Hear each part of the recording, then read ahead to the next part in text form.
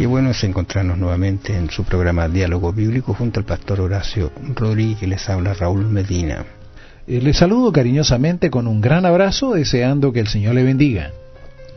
Podríamos decir que se nos está cayendo septiembre porque ya estamos en martes 30 de septiembre, ¿no es cierto? Hemos pasado y hemos avanzado en el estudio de la palabra de Dios, hablando de este libro pequeño de Santiago. Así es. ¿Quién era Santiago? Ya lo hemos percibido, hermano de Jesús, un hombre creyente, dio su vida también por el Evangelio. ¿Cómo habla Santiago acerca del Evangelio?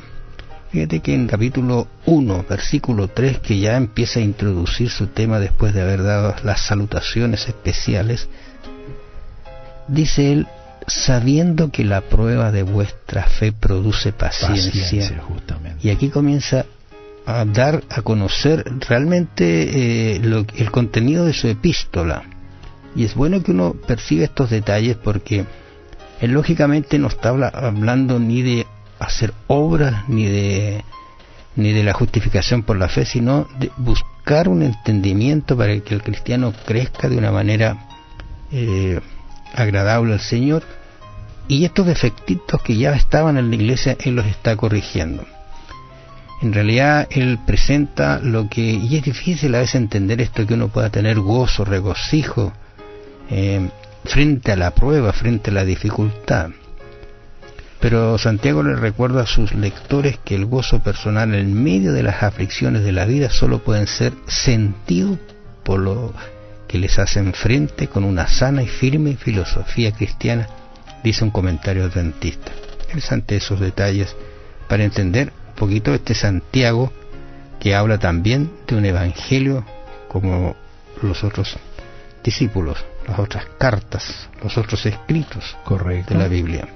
Fíjate, allí en el mismo libro de Santiago, quiero decir, epístola de Santiago, el capítulo 2, el verso 5, dice: hermanos míos amados, oíd, ¿no ha elegido Dios a los pobres de este mundo para que sean ricos en fe y herederos del reino que ha prometido a los que le aman? Parece que Santiago estaba en contra de los ricos. Bueno, yo creo que no es que esté en contra de los ricos, sino está diciendo la condición de unos y de otros. No hay duda de que para el rico es mucho más difícil entrar en el reino de los cielos o confiar plenamente en el Señor, porque se empieza a poner la confianza en el dinero, en las cosas materiales, y ahí está el problema. La Biblia dice que el dinero no es problema, es el amor al dinero el que causa problemas. Tenemos que, dentro de las filas del Señor, habían personas que tenían mucho dinero, y sin embargo no les fue impedimento para que pudiesen seguir al Señor y para que lo hicieran con toda dedicación. Al mirar con detención los textos que acabamos de leer, puntualmente el versículo 5 del capítulo 2, hermanos míos, dice: amados, oíd, ¿no ha elegido Dios a los pobres de este mundo? O sea, ¿para que sean ricos en qué? Y el texto dice puntualmente, dice: para que sean ricos en fe. Y uno se va a entender, porque siempre se acerca uno a la epístola de Santiago pensando que él habla de las obras, pero el énfasis, y quizás nos vamos a encontrar con muchos textos que hablan acerca de la fe en el Señor Jesús. Entonces, el que tiene fe, ¿no es cierto?, son herederos del reino que ha prometido a los que le aman. Fíjate ahí en el capítulo 5 de la epístola, el verso 15 dice: y la oración de fe salvará al enfermo, y el Señor lo levantará, y si hubiere cometido pecado le serán perdonados. Bueno, aquí está hablando de la persona que está enferma, que dice que debe llamar a los ancianos y ungirle con aceite y orar por él. Y la oración de fe, no es que Santiago tenga problemas con la fe, no es que tenga problemas con la fe. El problema está en que él está, así como se había hecho demasiado énfasis en la fe, él está hablando de las obras que produce la fe. Incluso fíjate, allí en el capítulo 2, versículo 22, es muy enfático en este sentido, porque hace una pregunta Santiago: ¿no ves que la fe actuó juntamente con sus obras y que la fe se perfeccionó por las obras? Fíjate esta relación. Incluso en el versículo 23, un texto que pareciera más de Pablo que de Santiago, y dice: y se cumplió la escritura que dice: Abraham creyó a Dios y le fue contado por justicia y fue llamado amigo de Dios. Eso es lo que Pablo en algunos escritos habló acerca de la fe, que él habla con mucho énfasis el concepto de fe, de justificación por la fe. Vean ustedes cómo Santiago, este hombre que predica este evangelio de salvación, también usa la fe como un medio maravilloso de salvación. El problema está en que a veces nos vamos de un extremo al otro extremo.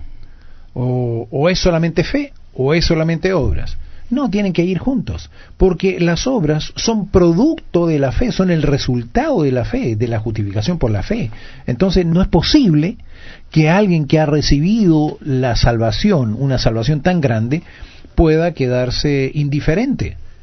Esa persona muestra su fe mediante sus obras, y eso es lo que está expresando el apóstol Santiago. Estas alusiones efectivamente hacen renacer el concepto de fe, y como lo hemos mencionado en algunas otras oportunidades, este concepto de fe o de obras es el resultado de la fe en el Señor, porque cuánto se queda, ¿no es cierto?, en el deseo de, pero la fe les falta para seguir avanzando por fe sin ver los resultados todavía. Y Santiago fue uno de estos que avanzó por fe y fue un hombre predicador de un real evangelio de salvación. Fíjate, a pesar de que la carta de Santiago es una carta breve en relación con las de Pablo, por ejemplo, tenemos que considerar que hizo 19 referencias a creer y a la fe, más que su referencia a las obras y a la justificación combinadas. Entonces no podemos acusar a Santiago que no hablaba acerca de la fe. Sí, hablaba acerca de la fe, pero él lo que hacía énfasis también era que no podemos irnos a un extremo solamente por la fe, sin obras. La fe debe tener obras. Recordemos lo que dijo el Señor, que por su fruto los conoceréis. Entonces tenemos que considerar esto. Y cuando hablamos de fruto estamos hablando de obras. Y uno cuando hace mención, o en este caso Santiago, cuando hace mención acerca de esta situación puntual, se encuentra que Abraham, por ejemplo, él no tuvo el hijo cuando Jesús se lo prometió, sino pasó mucho tiempo y él anduvo por fe, ¿no es cierto?, creyendo en la promesa hasta que llegó efectivamente la respuesta del Señor. Y llegó en un momento por eso que es tan entendible el ejemplo que pone Santiago, porque llegó en un momento cuando nadie lo esperaba, era imposible, pero Dios tenemos que considerar también de que tuvo una falla cuando hizo una obra que no correspondía, cuando tuvo el hijo con la sierva. Claro, quisieron arreglar las cosas a la manera del ser humano y le trajo serios problemas. Amables oyentes, una vez más agradecemos a Dios por haber estado con ustedes en este su programa Diálogo Bíblico. Nos encontramos mañana. Gracias. ¿Qué cosas revelan en su vida diaria la calidad y la realidad de su fe? ¿De qué forma puede mostrar lo real de su fe aún en las cosas pequeñas? Piénselo. Que el Señor le bendiga. Será hasta mañana.